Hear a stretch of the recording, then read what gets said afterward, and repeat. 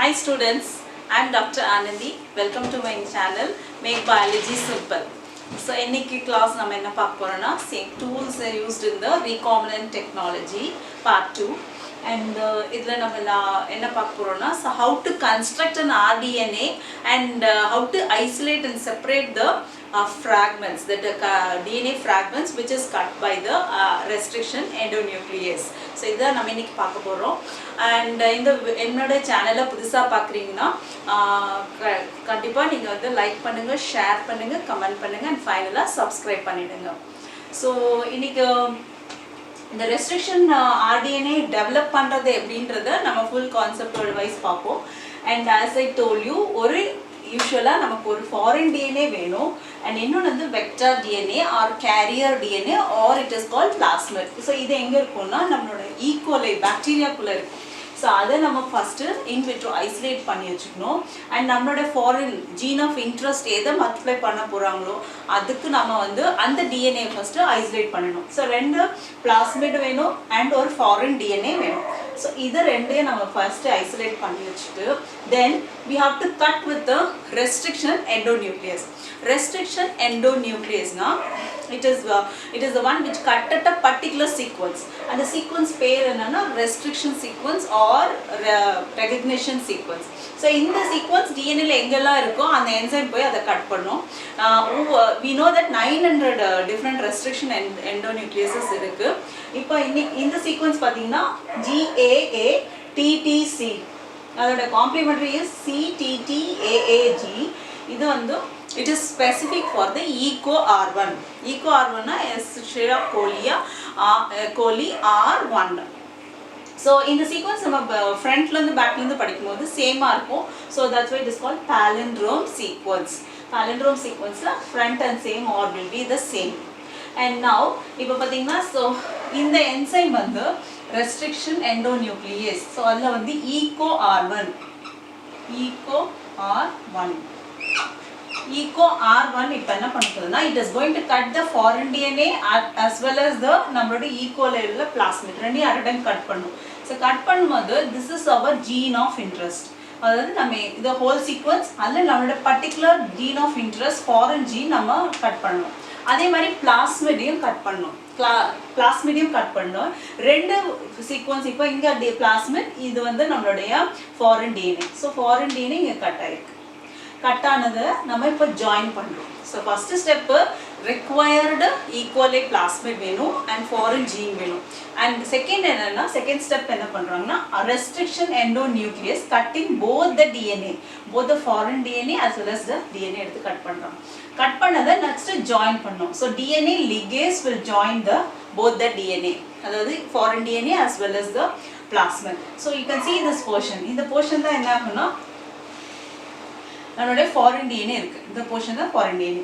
So now this is called rDNA or recombinant DNA. So in the recombinant DNA உள்ள plasmid நம்ம இப்போ next we have to transform into the E. coli or bacteria. So இப்போ இது வந்து உங்களுக்கு recombinant இது எல்லாமே வந்து recombinant DNAs. So இது எல்லாமே இப்போ என்ன ஆகும்னா we have to transform into the E. coli. So E. coli குள்ள transform பண்ணதுக்கு அப்புறம் next it has to be multiplied. அது multiply ஆகுனா you can see that we have a set of clone means we set of DNA which is transformed from the E. coli is getting multiply ஆகும்போது நிறைய நமக்கு கிடைக்கும். So this is coming under construction of rDNA. எப்படி ஒரு rDNA construct பண்றோம், next how it is transformed. So transform இப்போ இங்க இருந்து நம்மளுடைய rDNA E. coli குள்ள transform பண்ணிருக்கோம்னா அது எப்படி தெரிஞ்சுக்கலாம்னா first அதுக்கு ஒரு டெக்னிக் இருக்கு. So that technique is called gel electrophoresis.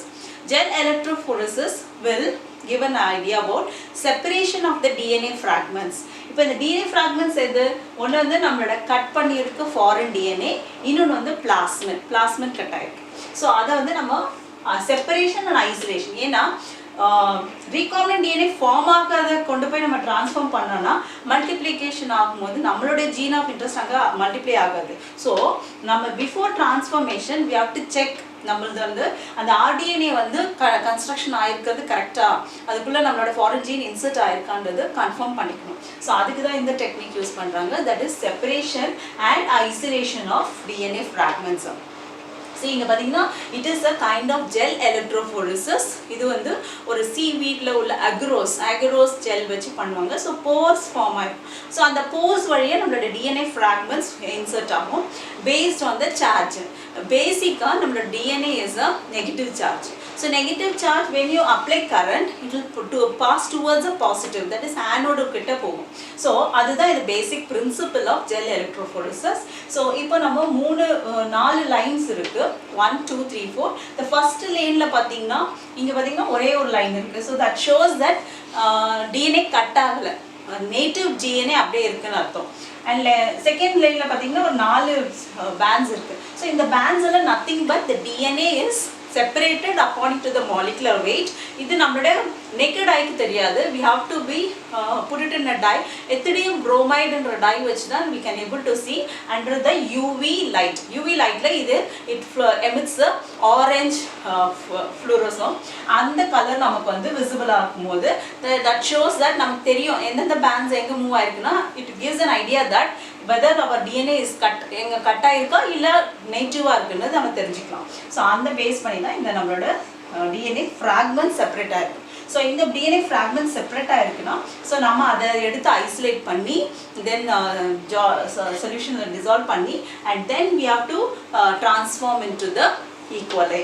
So ஈக்குவலைக்குள்ள ட்ரான்ஸ்ஃபார்ம் ஆன பிறகு மல்டிப்ளை ஆகும். மல்டிப்ளை ஆச்சுன்னா ஆட்டோமேட்டிக்காக நம்மளோட ரீகாம்பினன்ட் DNA அங்கே மல்டிப்ளை ஆகி நம்மளோட ப்ராடக்ட் ஃபைனலாக ப்ரொடியூஸ் ஆகும். ஸோ இதுதான் வந்து பேசிக்காக how they construct the DNA and how they transformed. So this is what the basics tools used. Basic tools என்னெல்லாம் யூஸ் பண்ணியிருக்காங்க, restriction endonuclease, அப்புறம் ligase, and then we need one vector, that is plasmid, and then we need a host. Hostனா எந்த ஆர்கானிசத்துக்குள்ள இது transform ஆகி multiply ஆகுது. So these are the 5 different what to say டூல்ஸ்னா என்னெல்லாம் தேவைப்படுது ஒரு ரீகாம்பினன்ட் டிஎன்ஏ டெவலப் பண்ணுறதுக்கு என்னெல்லாம் தேவைப்படுறது நம்ம இந்த வீடியோவில் பார்த்தோம். ஐ ஹோப் இந்த டூல்ஸ் ஆஃப் ரீகாம்பினன்ட் டெக்னாலஜி உங்களுக்கு கண்டிப்பாக அண்டர்ஸ்டாண்ட் ஆகிருக்கும். ஸோ நெக்ஸ்ட் வீடியோ நம்ம அடுத்த பிரின்சிபல்ஸ் ஆஃப் ரீகாம்பினன்ட் டெக்னாலஜியை பற்றி பார்க்கலாம். So with this I will finish up. Thank you.